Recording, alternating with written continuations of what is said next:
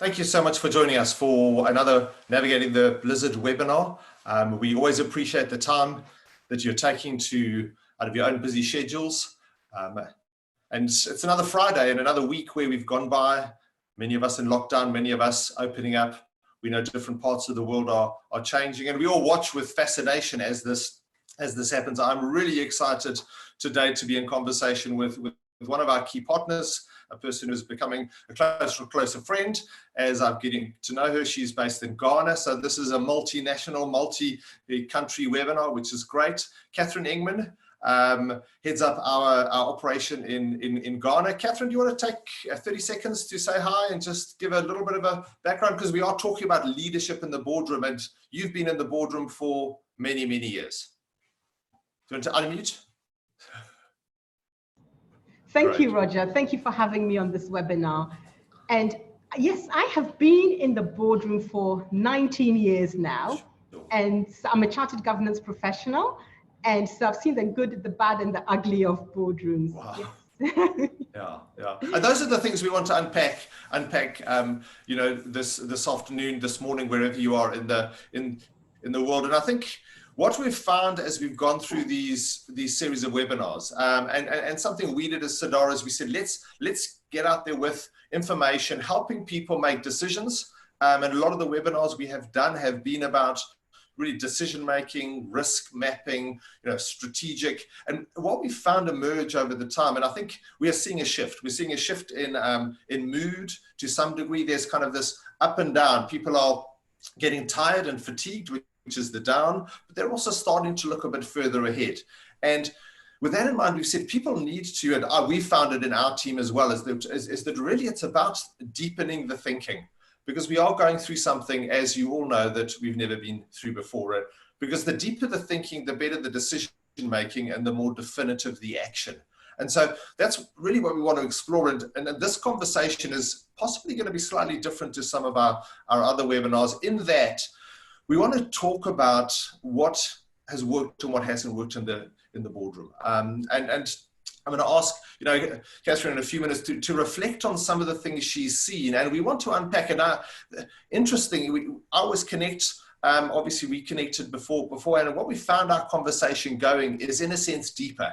And so, I want you to, in a sense, prepare for that as you go. Ask questions. Use the chat box. I have both of those open in front of me as we go. But we're also going to really ask about any questions and deep questions you have around this issue of leadership in the boardroom, because it's not so much only the structures and systems that are being challenged, but also the way we relate. And I want to, without preempting it, talk to that. The quote that I really think sums up, and it's really a challenge to leaders. And we've seen it with some of the elements of the themes of leadership and the elements of who leaders are and what leaders do in the last number of years. Woodrow Wilson said, "You're not here merely to make a living." A lot of directors would possibly say they are. You're here in order to live more amply, more widely, with greater vision, with a finer spirit of hope and achievement. You're here to enrich the world, and you impoverish yourself if you forget the errand. And there's obviously we raise our kids by saying, let's change the world. And I think leaders in this time have an opportunity to really change the world that we live in, and the companies that they lead. The 3 E's of leadership flows from this, and this is laying a couple of foundations. Is the words, often leadership has been linked to the words effectiveness and efficiency. And in governing and managing, it's about being effective in our companies and being efficient. But this word that over the last 5 or 10 or 15 years that has emerged that I think undergirds or overlays, I'm not sure which it is this word ethical. And so leaders are meant to be and challenged to be ethical. And I think some of the things we're going to talk about are really at that level of ethics and values as we go. And there's a new logic, in a sense, of leadership that I think is emerging. And I call it the leadership of the heart, the head, and the hands. And we've touched on this in a previous webinar, but it's really thinking that what is inside of us informs our thinking and informs our acting. And these are in a sense, the levels that we're going to converse about and talk about as we go. It's also reflected as, you know, the last kind of foundation stone, in a sense, as codes of corporate governance, which essentially speak to how do we expect board members, how do we expect organizational leaders to behave and to base their decisions on and to think. There are these 6 foundational principles of leading and governing, or leadership and governing, that are becoming really, really important. And often these are words that rattle off our tongue. We become very used to using them, especially in the boardroom. But I think we're going to probably talk and examine what they really mean. Integrity and competence. You know, it's almost who you are and what you know. It's the responsibility and accountability, the acting and the doing, and being, you know, the achievement of our objectives and our goals, and how the action happens. And then this concept of fairness and transparency, and in a sense, clustering them into those. And so with that in mind, I'd like to, you know, start by throwing out the question. In a sense, it's asking, you know, for key observations. So when we think about looking, and maybe some initial thoughts, Catherine, in terms of what you've seen working, what you haven't seen working in the boardroom. Your initial thoughts. My initial, well, thank you. You've actually put them up here. Relationships, Roger. I found that relationships are really key in the boardroom, particularly the chairman and the CEO relationship. And in order, you know, to have a really well-functioning board, they need to have that strong relationship. But what I've noticed as well is that if the chairman and the CEO have such a good relationship to the exclusion of the other board members, it also poses its own challenges. And so it's actually being interdependent. It's about interdependency rather than individuality. And that's, I mean, I think that's really an important word. And I've, you know, obviously we've worked in the boardroom, and one of the big themes in governance is this whole concept of independence and independent thinking, and, you know, independent directors and the roles they play. But I do think that there is this challenge of relationship, which by definition is an interdependent thing in a boardroom. Absolutely, absolutely. And then, Roger, it's also reporting. Because effective reporting, or giving the right information to the board at the right time, helps the board in making the right decisions. And what I've noticed is that some boards have a lot of operational detail, and that don't allow the board members to make informed decisions or make the right strategic enough decisions. So that's also a key thing I've noticed in good boards, is the quality of the reporting. I mean, the one word you used a bit earlier when we were connecting was the danger of reporting that is too granular. Because I think one of the challenges at board levels is the conversation is often not at the right level. How have you seen that link, the granularity or the detail of the reporting and the level of conversation? Well, when you have the granularity of the reporting, it leads to very detailed conversations that don't actually address the real strategic issues or emerging trends. And so you get stuck in the past rather than thinking about the future. And the future is where everything happens. Yeah, and that's such a critical thing. And I think what it speaks to is, you know, what the danger is. I've also seen boards, you know, go from the 200-300-page board pack and redesign it and go to the 5-page board pack, you know, which is kind of the opposite extreme. And I think that's one of the dangers. So in a sense, you know, the reporting elements need to be properly defined, designed, and I think that relates to a lot of, you know, some of these issues that don't work. Absolutely, and ensuring there's that appropriate balance. And the question is, how do you do that? So it's having those discussions with the board as to what they specifically need in order to make the informed decisions. And then, Roger, one thing that I've found is accountability. In the boards that I've supported that have been more effective, and the companies that have better performance, has been that accountability from the management team. And what I've experienced in the past where companies haven't worked is that there isn't enough accountability. The board just accepts excuses rather than holding management accountable for their actions and their decisions. Oh. And I think one of the key things there, I mean, I think one of the key things about accountability, and so you mentioned strategy, and obviously we mentioned, having the reporting at the right level, and reporting linked to strategy. But one of the big gaps, I think, and it relates to that, that accountability and action go together. And often in our businesses, we don't properly tie accountability and action together, because there's this kind of board level and then management level. But actually the thing that ties the two together is accountability. What do you think are some of, because I think the challenge with words like accountability and performance management and, a lot of those kind of things is that it can become quite punitive or quite divisive and quite adversarial in the boardroom. What do you think are some of the things that's in your experience, and have you seen that happen? Some examples around that possibly? I have some examples, but I'm not allowed to share them publicly.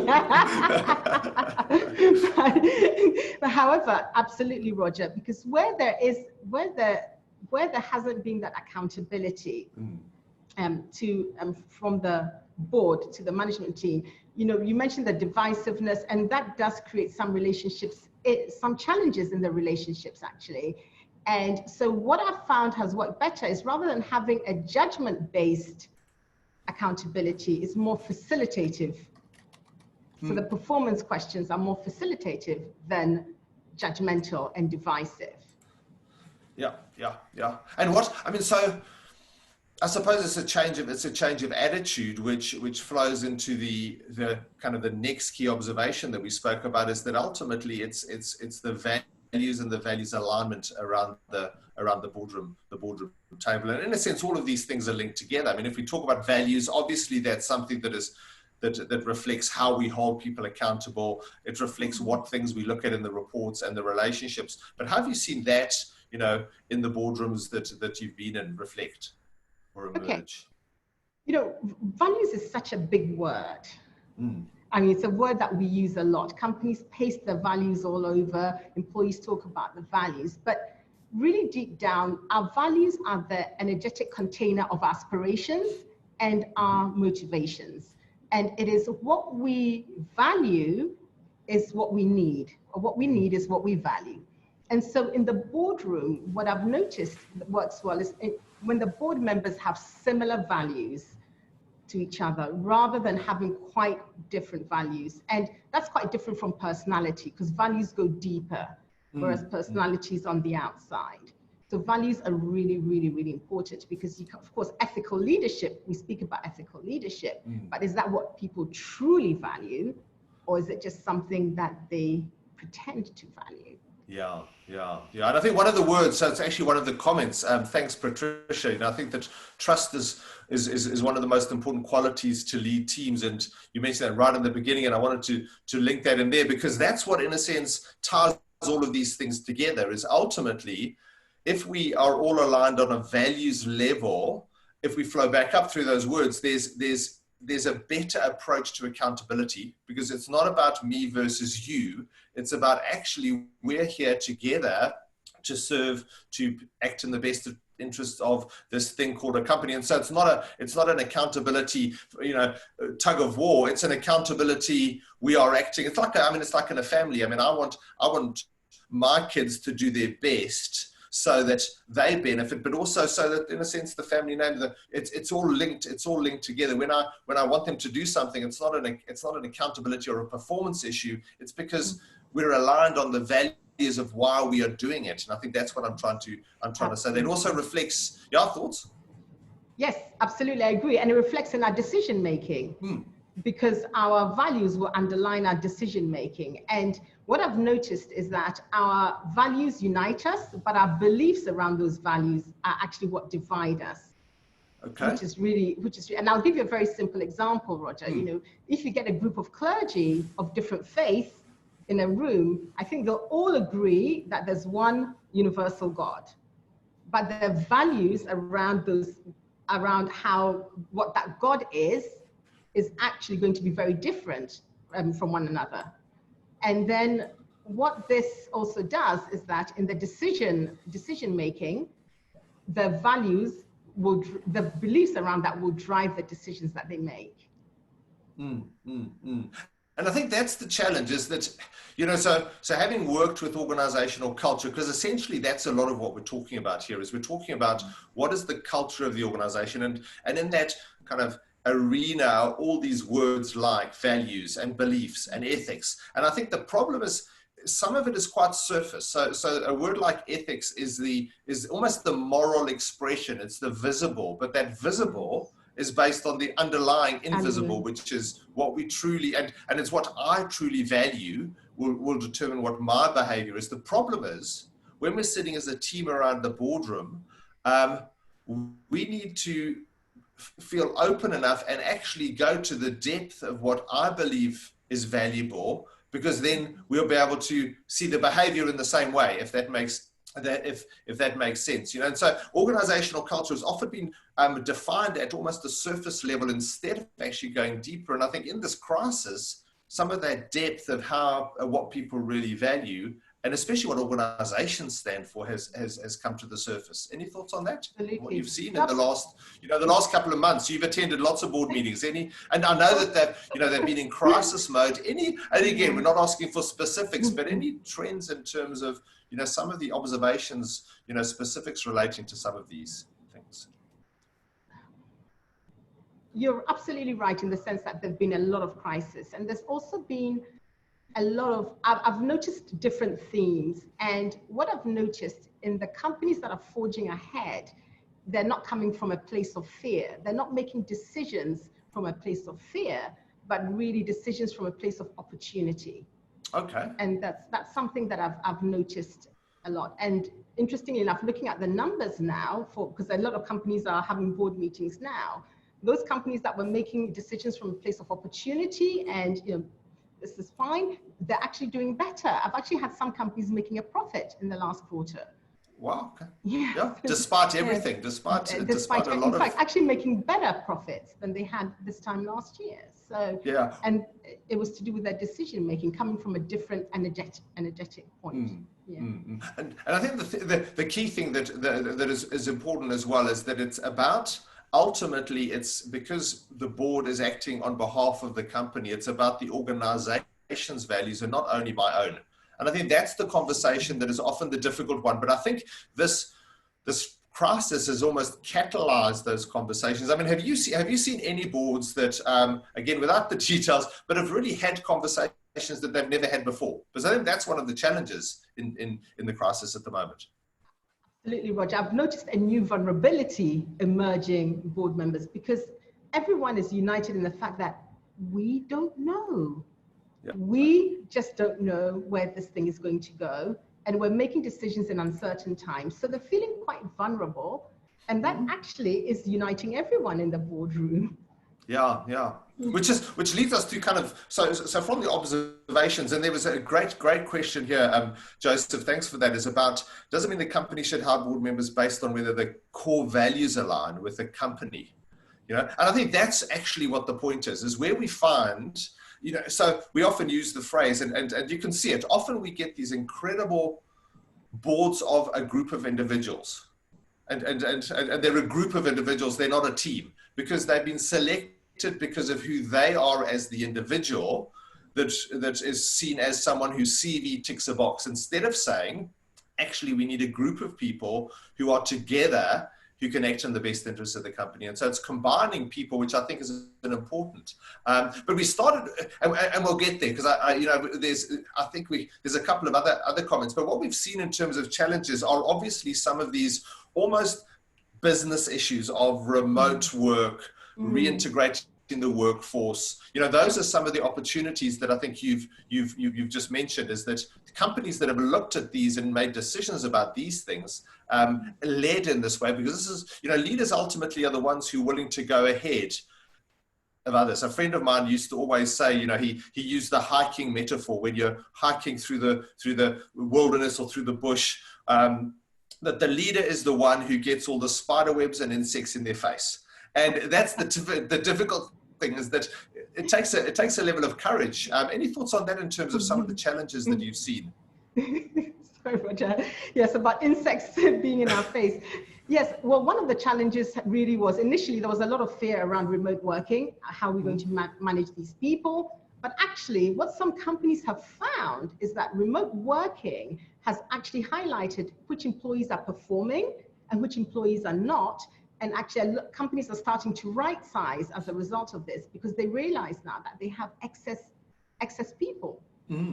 So however, remote working has also posed its own challenges in terms of being able to connect the workforce, because everyone is quite disconnected, working in different physical locations. So being more intentional about bringing people together. And I know at Sadar, we have our coffee mornings, don't we? You know, just bringing people together and not just talking, because I actually have a tendency, I'm a very driven leader, just always ask people, deliver, deliver, deliver. But it's actually just creating that space to ask people, well, how are you? And And I think that's one of the things. And so even we spoke about the relationship and the critical relationship between the CEO and the chairman, and that relationship can become incredibly functional if it's just about what are we doing or what are you doing. Absolutely. But if it starts with how are you doing, what are you experiencing, and I think what this crisis has revealed is the leaders who are willing to go that step deeper, recognizing there's still the function, because I do think, I mean, that's what you were saying, the companies that have actually made decisions, seen the opportunities, pursued the opportunities, and not just, batten down the hatches out of fear, are the ones that are actually starting to emerge well. But it actually is the personal leadership issues that are becoming really, really, tested and in a sense revealed. Any thoughts? I mean, again, without details, but any phrases, conversations that you've heard in the boardrooms that you thought, this is interesting, I haven't heard this before? Roger, let me confess, no. Okay. not yet. No. What I have noticed though is just directors being a bit more vulnerable than they used to be, and just not thinking that they know everything. And I suppose part of that is then saying, okay, and I mean that's an incredible thing when directors who are often see themselves and the people that are sitting around the table as the people who should know everything.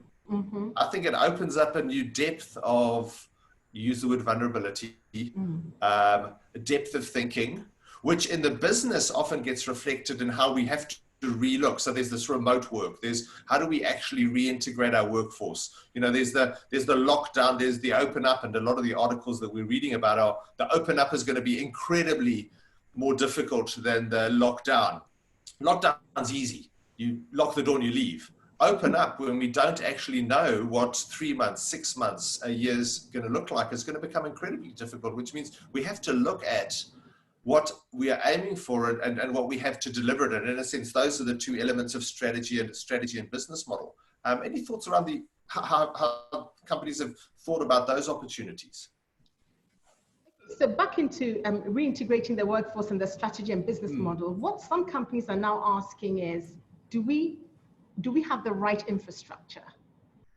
Do we get rid of all these assets and this properties that we own? What are IT infrastructure? Do we need more investments in these? So people are now questioning the functionality of the existing infrastructure and looking at whether it's actually fit for purpose. So that's what has emerged. Yeah, and we're having they've all been having those discussions. Yeah. So in a sense, there's a questioning, and again, it's the leadership in the boardroom. One of the key conversations to have is, and obviously, in a sense, the decision to go remote was an easy one.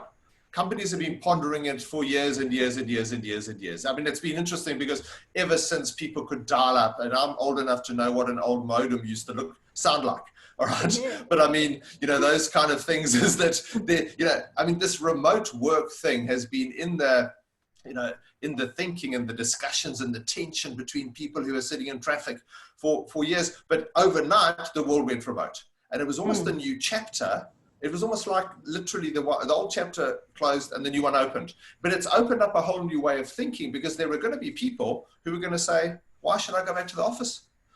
Why should I sit in my traffic? And I know you're in Accra and I'm in Gauteng in South Africa, where the biggest gripe of people is, do I have to sit for 2 or 3 hours a day in a car when actually that time could be productive?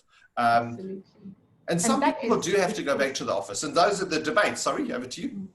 Yes, no, Roger, and that is the question. So it's really being able to understand what the employees want and what's going to serve them going forward, because I believe that employee engagement is going to be far more important now than it was in the past.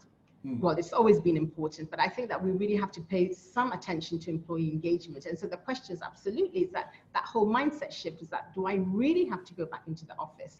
And so just being sure to understand what the employees also, what would serve them too. Which means, in a sense, I think leaders in organizations have to be, it's their kind of own vulnerability, which you've said has come out, but also recognizing that the systems that we've had and we put in place have served a way of working that is probably over, you know, and yet I do think that there is rationale in really having the debate about what did we have that we need to try to recapture. You know, because the flip side is that we've had it in our teams is there are some people in our teams who can't wait to get back into the office. Okay, there are some of us who are quite used to working remotely, who are quite enjoying it. But actually, every team is different, and so does that create a whole new policy challenge? Because a lot of our policies have treated everybody the same to some degree, and yet we have to ask, can we still do that? So there's not just the infrastructure element, there's the people element as well. And to what extent are we flexible or not flexible? Because that's a position we have to take. That, as we said previously, reflects our values. What do we actually value? What do we measure? What do we report on? Your thoughts? Absolutely. And Roger, actually, you just saying that actually just reminds me of something I once read, that management is about treating everybody the same, and leadership is about treating people differently. Isn't that interesting? Yes. So that's very interesting. Very interesting.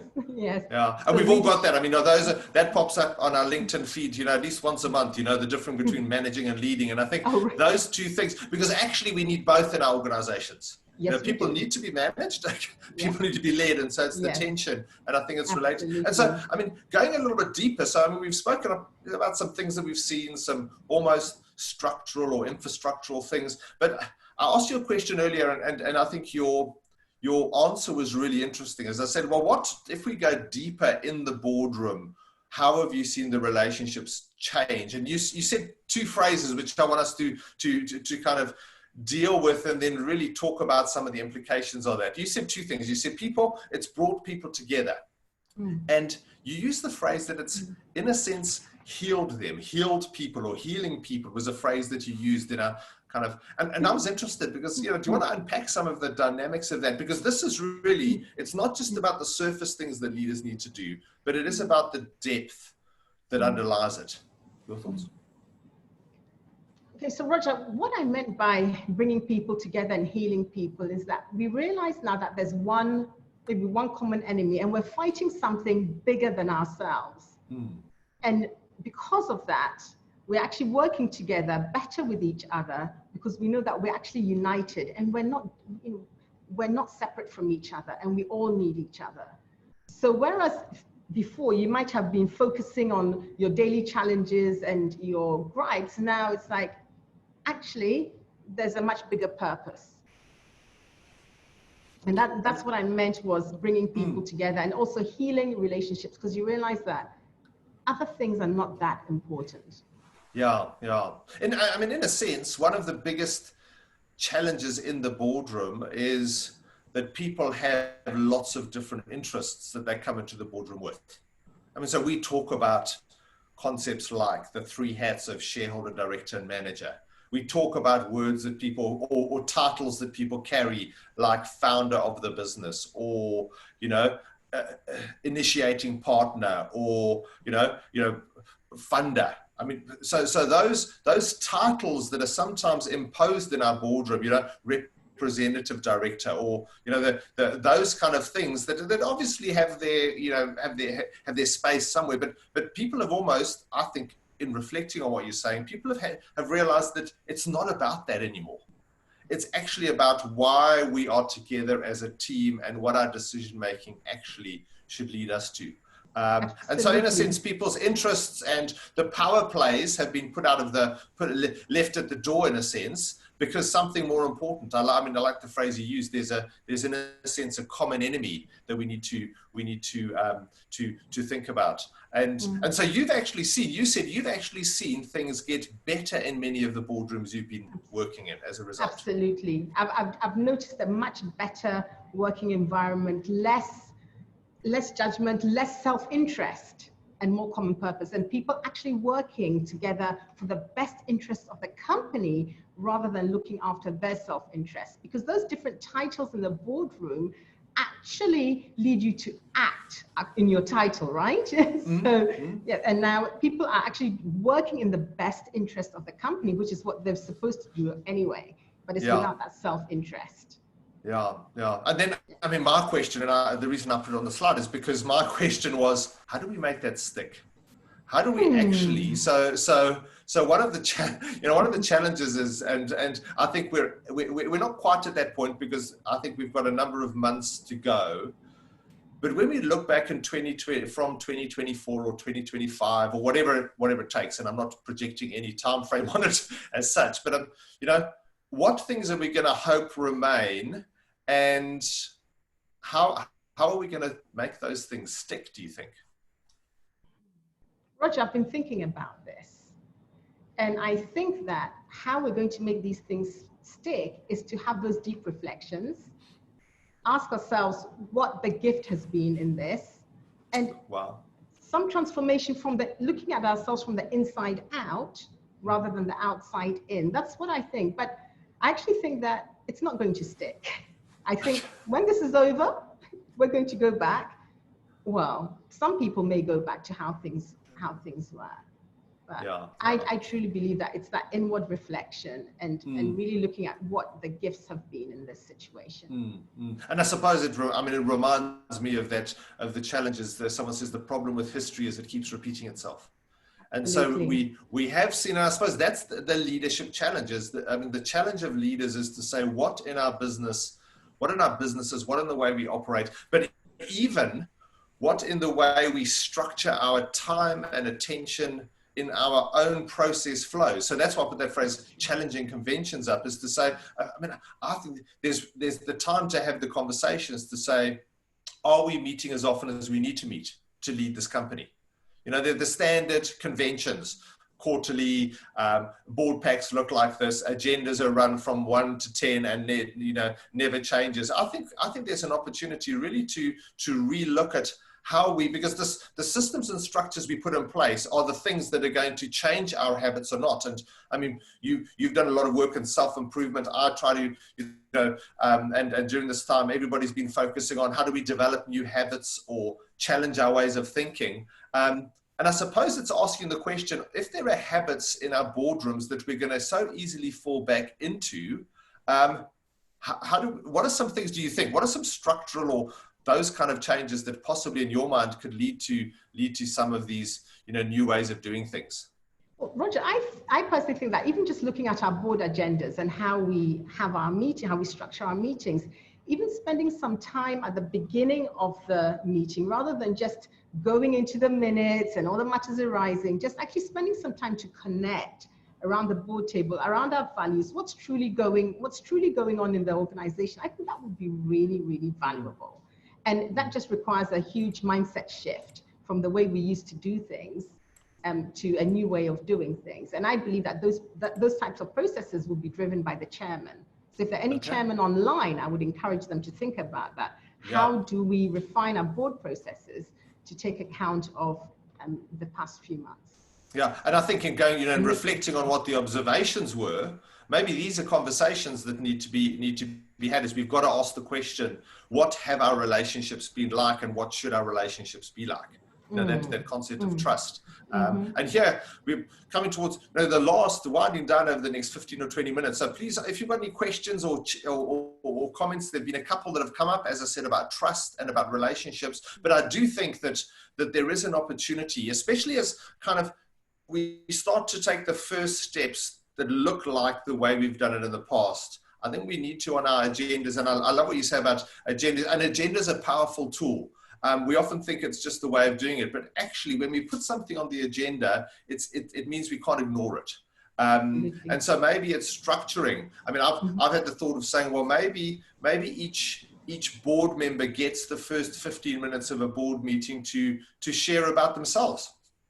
Something that people don't know. Almost, I mean, in team building, we call it breaking the ice, and we're often very, we don't want to bring that into the boardroom because it sounds a bit, a bit soft and fluffy. But I do think that board members are going to have to get to know one another in a different way. As we have, we've all been on the meetings where the child is, said something in the background or something like that. And in the past, it was kind of a no. Now most of us are saying, you're at home with your family. I don't mind. Probably my children are older, so they don't quite do that. But we've had things. I've had dogs howl in the background and all kinds of things. And then the other things. Any thoughts on those? Roger, actually, it's very what you say is very true, because I've come to one profound truth. I found one profound truth in the 19 years of being in the boardroom, is that directors are human. And we forget that. We forget that because they're a group of people coming together. And so we do forget that. And I just noticed Joseph put up a comment about also in terms of boardroom meetings being limited to about 50%. Absolutely. That's actually the way people are going. We're starting to rethink, doing only like meeting twice a year in person versus 4 times a year in person. So that will also change. That will also change things. But back again to the relationships in that, yes, we often forget that board members are humans. So I think the connecting as a group as a team, rather than just a group of very successful people coming together, will be important going forward.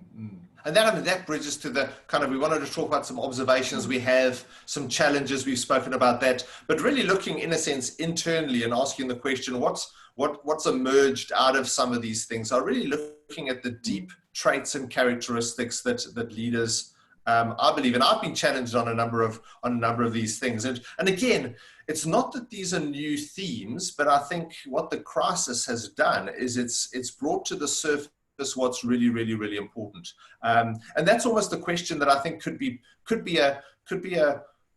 an agenda leader in the next board meeting, is to really go around the room and ask what's become really, really important at this time. And for some people, it'll be, I've spent more time with my family. For other people, it'll be, I've had time to introspect. For some people, maybe I'm exercising more or whatever it is. But some of these, I mean, so EQ's been around for a long time. We've all spoken about that, but it was almost it was the first thing that jumped to your mind when I asked you this question. Why were you so definitive about it? And I know it's linked to that bringing humanity back to leadership. Well, with EQ, for me, it's not just about me and understanding other people, but also being able to manage my emotions as a leader in these trying times. And also being able to self-reflect, self-awareness, and yes, it's really also about managing my emotions and how they affect other people. So that was emotional intelligence really, really jumped out at me, that, going forward, our leaders, we've used this word all the time, but the crisis has made it much more important. And I remember John Maxwell once said that a crisis doesn't make a leader, it reveals the leader. And that's what this has done. And I think that's the challenge, is a lot of us are looking possibly at the companies around us, maybe our own companies, and maybe we're seeing that there are people in our businesses who actually are leaders and we haven't acknowledged it. Maybe it's an opportunity to look and see who are the people who actually demonstrate incredible EQ. I heard an account the other day of someone who was asked to leave a position by WhatsApp. And I thought, that's not great EQ. It's one of those things, maybe they thought, well, I can't speak face to face. I know I'm frightened to phone. But I think that's the challenge is sometimes, and that's the communication. I think one of the things we've also seen in the different expressions, or what I'm calling case studies that have emerged out of this whole crisis, is we've seen different, not just countries and, teams, but also nations communicate in different ways. And sometimes it's been great and sometimes it's been bad. But what is your key takeaway maybe in terms of characteristics or the way we communicate or need to communicate inside and maybe out from the boardroom? I think it's about less judgment. That's really, really important. So for example, even to the CEO's performance management, etc. It's rather than being judgmental or not being judgmental about management performance, but being more facilitative in performance issues. So that's been one thing. And then also it's just the self-awareness of us as leaders and the impact that we have on other people. I think just being more aware of that actually. And it's really, really important, Roger. I don't think yeah. I think you're trying to express something and it's coming through in a sense, even in your, I mean, to find the words is that I do think that leaders need to go deeper. I mean, in terms of that. And in a sense, the communication is, I often say it's the posture of the leaders to their team. Often what happens is that there are, we see there is this adversarial or challenging relationship instead of the posture being, how can we help one another? Exactly. And that's, go. It's about adding, it's really about adding value to people and I remember reading somewhere, not judging ourselves by the harvest we're reaping, by the seeds we're sowing. Mm-hmm. And I think that's really, really, that's back to the communication that, what seeds are we sowing in this, rather than what harvest are we reaping? Wow. I mean, that's a powerful concept, because in business, what we're finding from a business flows point of view is you want to measure the earliest indicator. And the earliest indicator is the seed. It's not the fruit. And I think that's one of the things is to really think, even in our boardrooms, what are we planting? What are we planting in the relationships and the EQ elements of self-awareness, communication, all of those kind of things. And I think some of those, so Ronald, a very important question here is the board members' limited training and lack of intimate appreciation of the company's business not impacting the achievement of the desired accountability. And I think that's a really, really critical one to hear, is that often what's happened, board members sit around the table and they're too scared to ask the dumb questions. And so there's an assumption that they know what they're doing. And I think that is linked to training and knowledge. Your thoughts on that? Yeah, Roger, I absolutely agree, because I've sat in boardrooms where the directors have no clue what's happening and they're not vulnerable enough to ask the questions because of the fear of looking stupid. So I absolutely agree. And in one of the boards that I support, we're actually starting to do much more frequent training around products, processes, the way the company operates, to give the directors a much better overview of what's really happening in the and that speaks to, that's a very very, very important. I mean, because what it is, it's the comfort or discomfort of the board member in the boardroom engaging with the critical issues. Absolutely. So I think the challenge is if we're not that comfortable and we don't know enough, so it's our induction process, it's the continual, it's the nature of our board packs, even in terms of learning.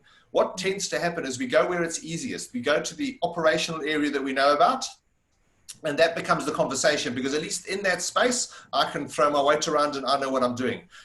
It's or we go to the argument that or my pet, my pet peeve or my hobby horse or whatever it is. And this often happens, and I think this is what the nature of working together as a team and respecting one another, even when we're vulnerable. And I think that's the challenge in terms of a lot of our boardrooms, is that there is, respecting, bringing out the vulnerability. And it's related, this question, which I think is important, is there not a concern with online board meetings that the quieter members get overlooked? And my first thought on that is that what this does, all of this stuff, EQ, communication, respect, it puts quite a lot of pressure on the chairman, who is essentially facilitating the level of conversation that is happening. And so the skill set of chairman needs to be huge, and uplifted and upgraded and changed. Your thoughts?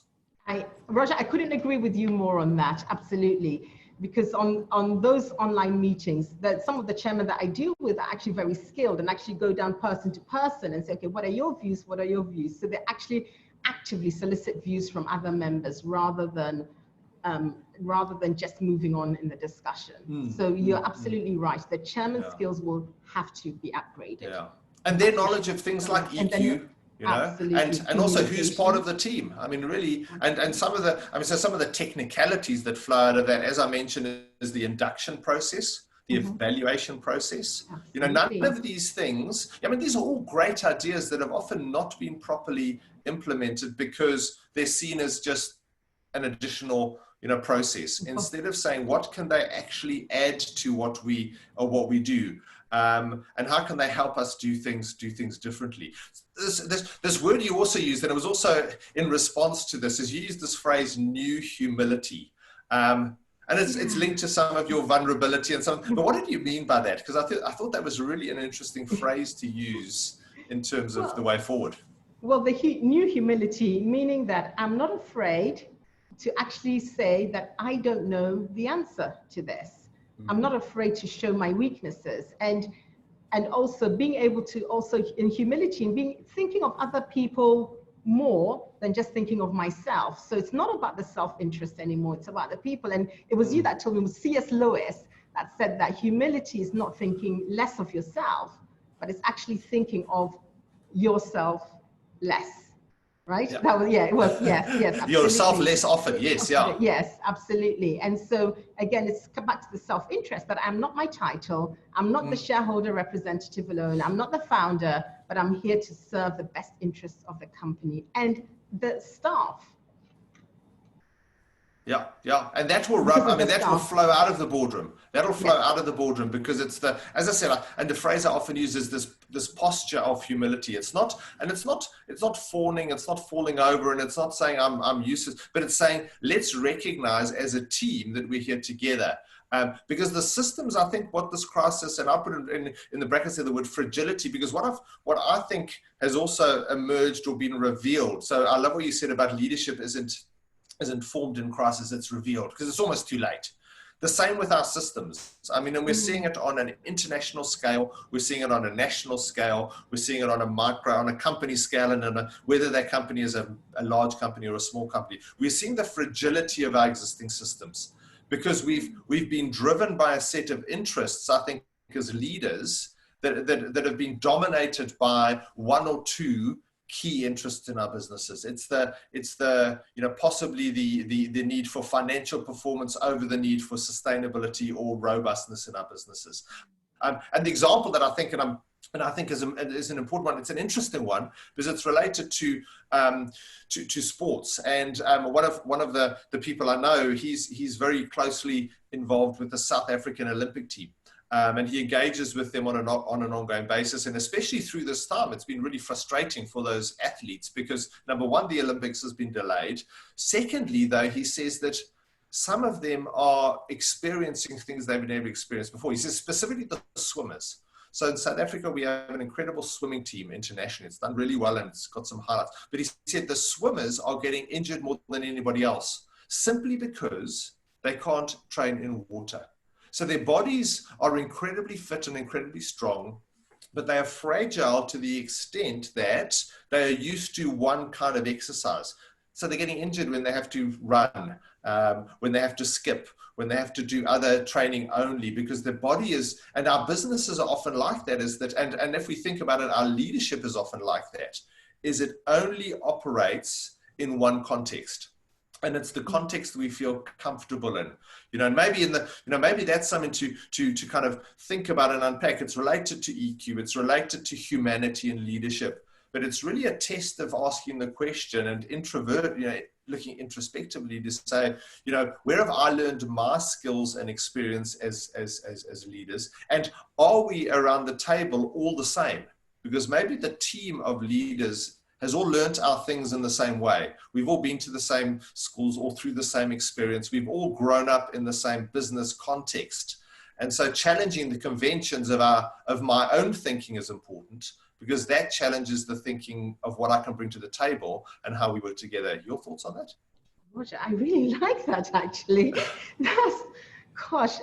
Absolutely. I fully agree with you on that, actually. And with we often have directors when we appoint them because we've all learned the same things. But again, do we need different types of people around the table rather than the old people? And some people are actually reviewing composition around the boards, because it's that question that, is this right? Are we right for the company? You're absolutely right. Yeah. We need different perspectives, different contexts.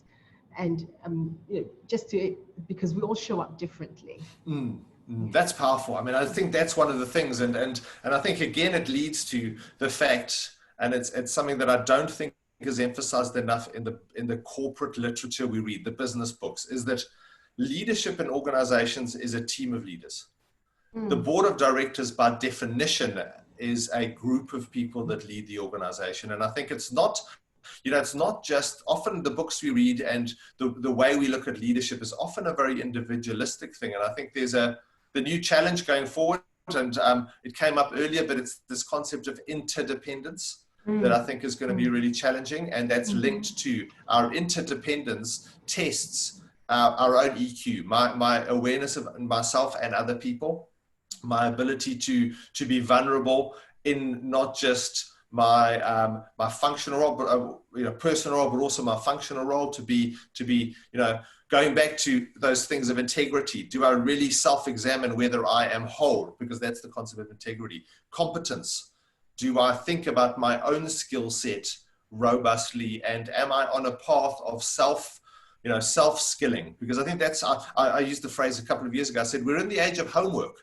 When you got your qualification, the challenge with directorship and leadership is it's not a qualification. It's a role we play every single day. And the role changes. It's asking accountability and responsibility questions about myself and saying, well, am I willing to be held accountable? If it came to the crunch, would I be willing? Because a leader is the one who steps forward and protects their team. And I think that's important. Am I willing to take accountability for everything they've done? And am I being responsible in the way that I lead?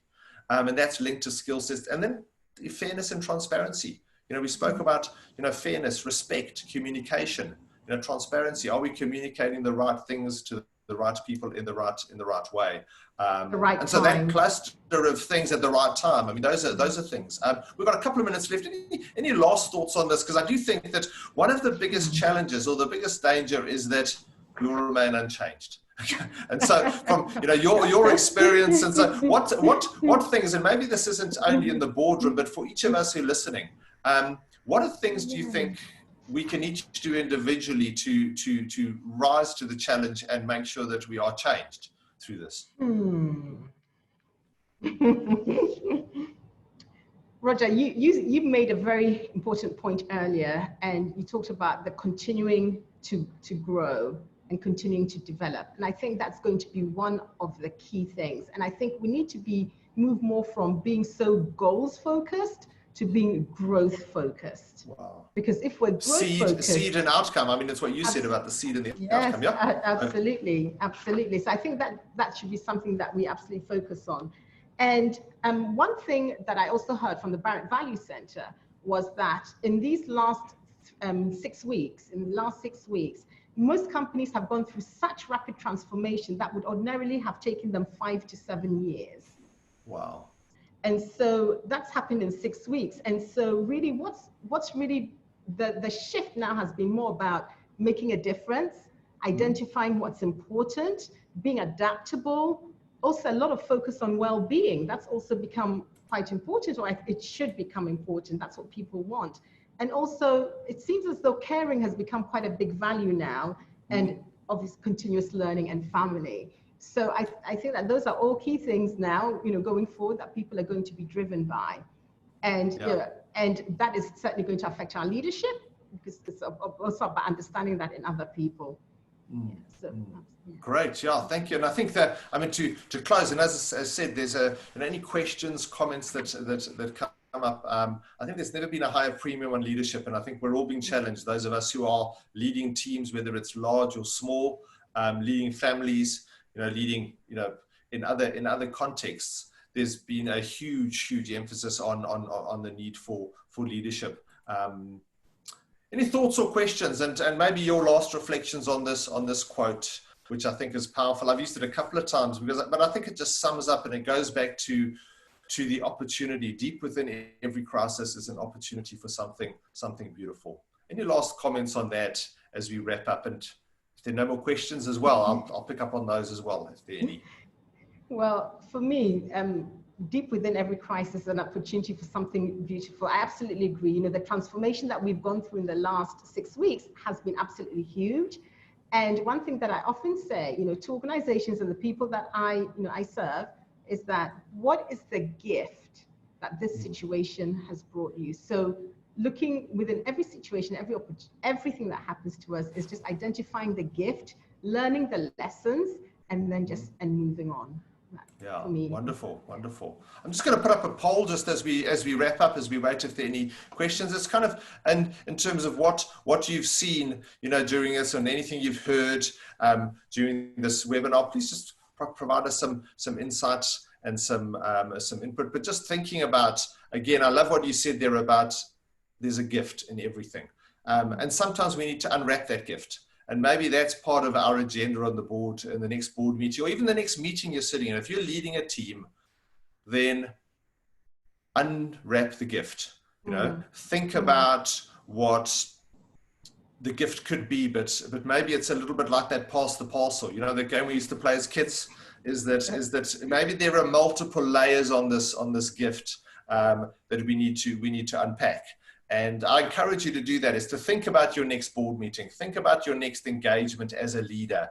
And in the crisis, in the anxiety of your people, in the crisis around your structures, in the conflict around what to do going forward, there is a gift. And so it's about unpacking that and taking it further. And so with that in mind, I'm going to thanks so much for those responses. A number of you have said, and a number of you have said you've been challenged to think differently. That's fantastic. Deeper conversations. I've even been inspired, and thank you, Catherine. I'm always inspired when we connect. You always give me things to really, really think about and ponder on. So you've made my weekend. Some of you saying decided to lead my team in a different way. Thanks for acknowledging that, because that's really, really powerful. And I encourage you to take what you've responded with and write something down and put it down on paper so that you can actually, here, let me just share the results with you, because that'll just give you some idea of what people have actually said as a result of this webinar. So thank you. There is another webinar coming up. There is next Friday, we're going to be talking, and in a sense, taking it a little bit deeper. I am going to be using a powerful sporting metaphor next week when we talk about strategy and structure. The clue to that is in the phrase, and those of you who follow sport will know what I'm talking about, but it's the phrase 159. And I'm not going to give you any more, but how governance can help us lead to breakthrough. So please join us online for more. And please also, as I close the webinar, there'll be an evaluation form and a survey that comes up. Please let us know what you're thinking about, so that we can see, and what your challenges are, so that we can see how we can help you going forward. Just one last question has come up. Thinking beyond self is what will continue to ethical and effective leadership in the boardroom. Thank you, Mashita. And I think that's what it is, and that's what we're trying to emphasize, is that it's about thinking deeper, deciding better, and acting more definitively. So thank you so much for taking the time. Thank you, Catherine, for your comments and for your insight and wisdom. And I trust that even in the boardrooms you work in the next week, this conversation would have helped you. We're signing off. Thank you so much, Roger. Thank you. Thank you. Bye. Thank you. Bye.